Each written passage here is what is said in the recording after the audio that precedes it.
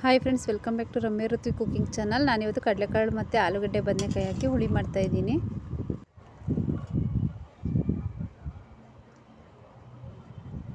ಇದಕ್ಕೆ ಕಡಲೆಕಾಳನ್ನ ಓವರ್ನೈಟ್ ನಾನು ನೆನೆಸಿಟ್ಟಿದ್ದೆ.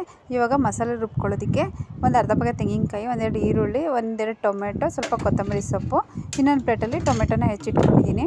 ಹಾಗೆ ಗ್ಯಾಸ್ ಸ್ಟವ್ನ ಹಚ್ಚಿ ಒಂದು ಕುಕ್ಕರ್ನ ಇಟ್ಕೊಳ್ತಾ ಇದ್ದೀನಿ. ಕುಕ್ಕರಿಗೆ ನಾನು ಹೆಚ್ಚಿಟ್ಕೊಂಡಿರೋಂಥ ತರಕಾರಿ ಮತ್ತು ಕಡಲೆಕಾಳನ್ನ ಸೇರಿಸ್ಕೊಳ್ತಾ ಇದ್ದೀನಿ. ಇದೆಲ್ಲ ಸೇರಿಸಿದಾದ್ಮೇಲೆ ಇದಕ್ಕೆ ಹೆಚ್ಚಿಟ್ಕೊಂಡಿರೋಂಥ ಟೊಮೆಟೊ ಕೂಡ ನಾನು ಸೇರಿಸ್ಕೊಳ್ತಾ ಇದ್ದೀನಿ. ಟೊಮೆಟೊ ಸೇರಿಸಿ ಇವಾಗ ನೀರನ್ನ ಕೂಡ ನಾನು ಸೇರಿಸ್ಕೊಳ್ತಾ ಇದ್ದೀನಿ. ಇದಕ್ಕೆ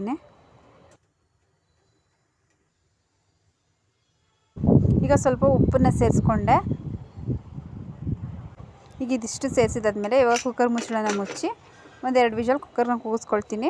ಅಷ್ಟರೊಳಗೆ ಮಸಾಲೆನ ರುಬ್ಕೊಳ್ತೀನಿ. ಈಗ ಅದಕ್ಕೆ ಮಿಕ್ಸಿ ಜಾರಿಗೆ ಒಂದೆರಡು ಈರುಳ್ಳಿ,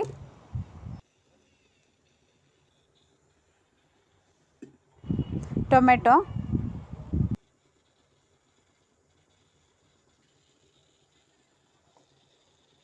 ತೆಂಗಿನಕಾಯಿ,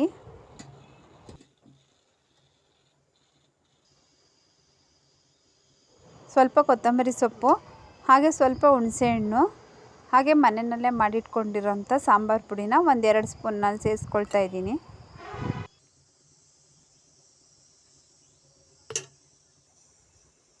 ಈಗ ನಾನು ಇದನ್ನು ರುಬ್ಬಿ ಮಸಾಲೆನ ರೆಡಿ ಮಾಡಿ ಇಟ್ಕೊಳ್ತೀನಿ. ಅಷ್ಟರಲ್ಲಿ ಕುಕ್ಕರ್ ಇವಾಗ ಒಂದೆರಡು ವಿಷಲ್ ಬಂದಿದೆ.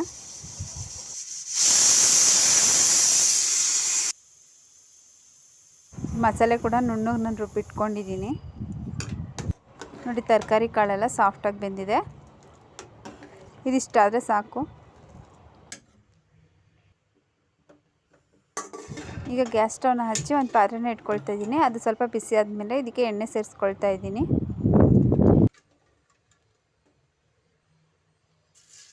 ಎಣ್ಣೆ ಕಾಯ್ದ ಮೇಲೆ ಇದಕ್ಕೆ ಸಾಸಿವೆ ಹಾಕ್ಕೊಳ್ತಾ ಇದ್ದೀನಿ.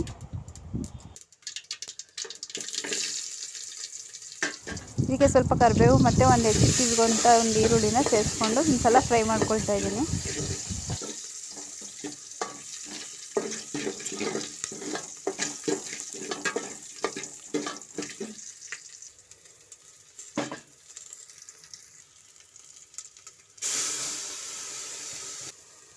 ಇದೆಲ್ಲ ಚೆನ್ನಾಗಿ ಫ್ರೈ ಆದಾಗ ಇದಕ್ಕೆ ನಾನು ರುಬ್ಬಿಟ್ಕೊಂಡಿರೋಂಥ ಮಸಾಲೆನ ಸೇರಿಸ್ಕೊಂಡು ಒಂದು ಸಲ ಚೆನ್ನಾಗಿ ಮಿಕ್ಸ್ ಮಾಡ್ಕೊಳ್ತೀನಿ.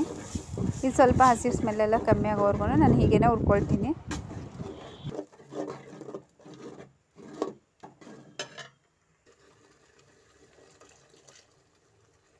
ಇದಕ್ಕೆ ನಾನು ಮಿಕ್ಸಿ ಜಾರ್ನ ತೊಳೆದು ಕೂಡ ಅದ್ರ ಸ್ವಲ್ಪ ನೀರನ್ನು ಕೂಡ ಇದಕ್ಕೆ ನಾನು ಸೇರಿಸ್ಕೊಳ್ತಾ ಇದ್ದೀನಿ.